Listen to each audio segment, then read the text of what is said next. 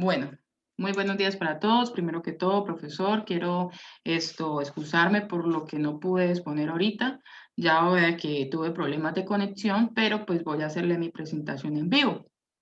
Bueno, ¿cuáles son las tendencias de la didáctica en la enseñanza, aprendizaje de la lengua castellana? Eso es para la producción del discurso didáctico de la lengua materna, Grupo AR. Mi nombre es Ámbar Daza.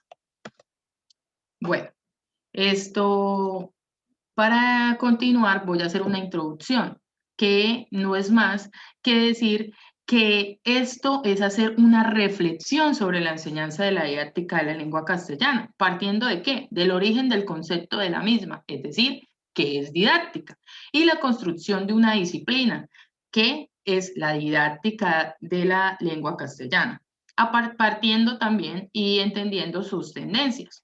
¿Y desde qué? Desde sus enfoques para recrear los espacios de didáctica de la lengua, la literatura y la competencia comunicativa, como ejes principales de la enseñanza de la lengua materna, las cuales son bases del fortalecimiento de las habilidades lingüísticas desarrolladas por los hablantes, que son hablar, escuchar, leer y escribir. Bueno, seguidamente de esto encontramos las particularidades de la definición de la didáctica. ¿Y esto qué quiere decir? Que la didáctica como disciplina se ocupa de perfeccionar la eficacia y los métodos de entrenamiento y capacitación.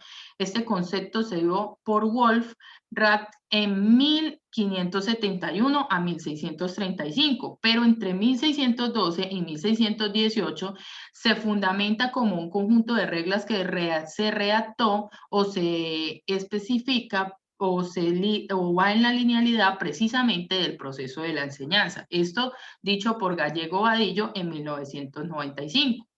Pero más adelante encontramos la ciencia del aprendizaje y de la enseñanza en general, que esto fue dado por Deutsch en 1952, como lo considera Fernández Huerta en 1974, y que dice que la didáctica tiene como objeto las decisiones normativas que llevan al aprendizaje gracias a la ayuda de los métodos de la enseñanza. ¿Esto qué quiere decir? Básicamente quiere decir que después de que se fundamentó el aprendizaje como tal, pues la didáctica era unas normas que se debían seguir para que la comunicación asertiva del nuevo conocimiento fuera llevado a cabo con éxito dentro del aula de clase. Y Escudero, en 1981, él toma más este proceso de enseñanza-aprendizaje como a un acto indispensable de la ciencia de objeto como una organización que oriente a la enseñanza y aprendizaje de un carácter instructivo, de forma más dinámica, donde la formación del individuo es estrechamente independiente, pero su educación es integral.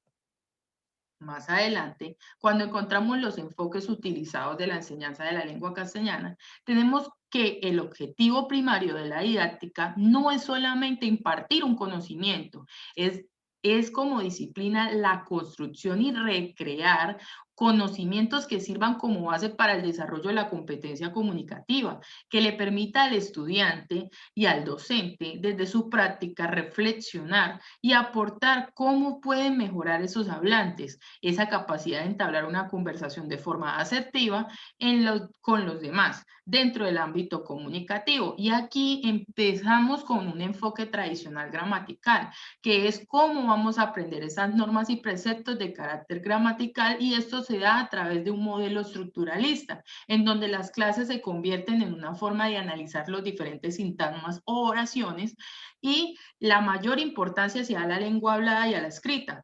¿Para qué? Para desarrollar esta facultad del lenguaje teniendo en cuenta las convicciones del individuo social. Y aquí entraría la teoría de Saussure y la teoría de Chomsky. La teoría de Saussure, por un lado, nos habla de que la lengua es parte esencial del lenguaje, y la teoría de Chomsky nos habla de un lenguaje colectivo, que es el que venimos a desarrollar durante todo el proceso de enseñanza-aprendizaje dentro y fuera del aula.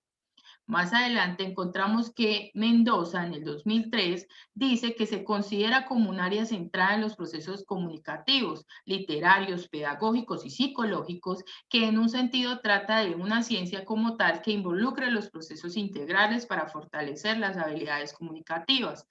para formar lectores eficaces, buenos escritores, así como seres capaces de interrelacionarse con los demás. Esto, en resumen, hace una aportación a la formación del desarrollo de las 4 habilidades, como son hablar, escuchar, leer, escribir, en todo el sentido de la palabra. Lo que hace es fortalecer las competencias comunicativas, que es lo que realmente hace una trascendencia entre los individuos y la convivencia en sociedad, como siendo la comunicación una necesidad innata del ser humano.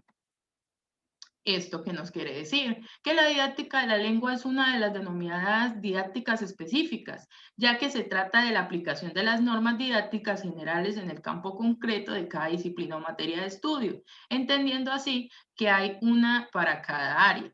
Es decir, el lenguaje es el mismo y la necesidad es la misma, pero cada área tiene su estructura y didáctica distinta. Entonces, entendemos que el objeto de la didáctica de la lengua es que la didáctica de la lengua constituye un campo de conocimiento, es decir, un campo de estudio. Hacer la didáctica no es solo enseñar lengua y literatura, sino construir conocimientos sobre su enseñanza y aprendizaje.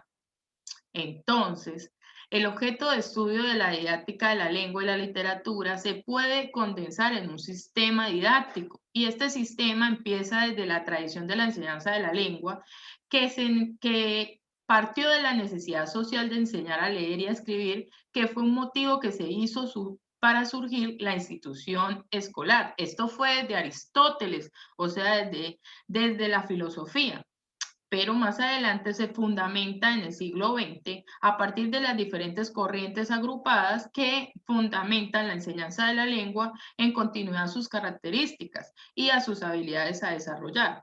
Y este proceso de enseñanza y de enseñanza-aprendizaje hace que el alumno sea un agente activo en la construcción que conciba el aprendizaje como la apropiación de saberes y presaberes, interrelación en los conocimientos adquiridos en un proceso de construcción y reconstrucción a medida del tiempo. Entonces, dentro de los contenidos de la enseñanza, la transposición didáctica nos tiene 3 preceptos fundamentales, como lo son el objeto del saber, el objeto que se debe enseñar y el objeto de la enseñanza. Y esa transposición didáctica es un proceso inherente a la enseñanza.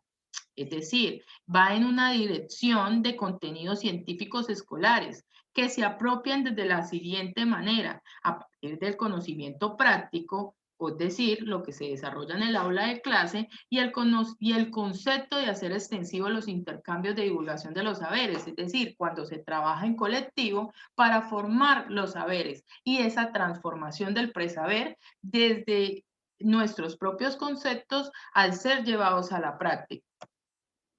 Entonces, acá en este diagrama vamos a explicar la relación entre la teoría y la práctica desde la investigación de la didáctica de la lengua castellana. Entonces, ¿qué quiere decir? Que ya entendemos que es didáctica como tal, hace parte de la relación del objetivo, es decir, saber hacer y la enseñanza-aprendizaje. Entonces, los niveles de reflexión y acción son parte de ese aprendizaje, donde se evalúa durante, antes y después de ese aprendizaje, donde se combinan las teorías, como lo hablaba hace un momento. Podemos poner el ejemplo de la teoría de Saussure, donde la lengua hace parte del todo del lenguaje, y la teoría de Chomsky, donde dice que el lenguaje se adquiere de mejor manera a través del colectivo, o sea, en medio de la sociedad. Y ya encontramos las tendencias de la educación literaria, que son parte de unas aportaciones de las nuevas teorías, como la teoría de la literatura, que es la descripción de los mecanismos de interpretación del lector, cómo comprendemos y interpretamos una lectura, la consideración de la literatura como comunicación social, desde lo colectivo, desde esa integración con la sociedad, la satisfacción de un análisis que elimina la posibilidad de una lectura subjetiva, sino una lectura más crítica, y la reflexión psicopedagógica, que nos habla de un desarrollo de criterios educativos fortalecer el protagonismo del estudiante y la formación de los lectores, que requiere una progresión de apreciar lecturas diversas y disfrutar las formas de las lecturas variadas. Entonces, acá, ¿qué vamos a hacer? Que la programación literaria en una formación de lectura, la centralidad de la interpretación venga de una discusión literaria, la lectura guiada y la escritura literaria y los proyectos literarios. Entonces, ¿qué podemos decir aquí? Que el rol del maestro es decisivo, no como el que enseña, sino como quien está dispuesto a interactuar con el estudiante a partir de sus dilemas y sus búsquedas y también como un provocador hacia la búsqueda. Muchas gracias.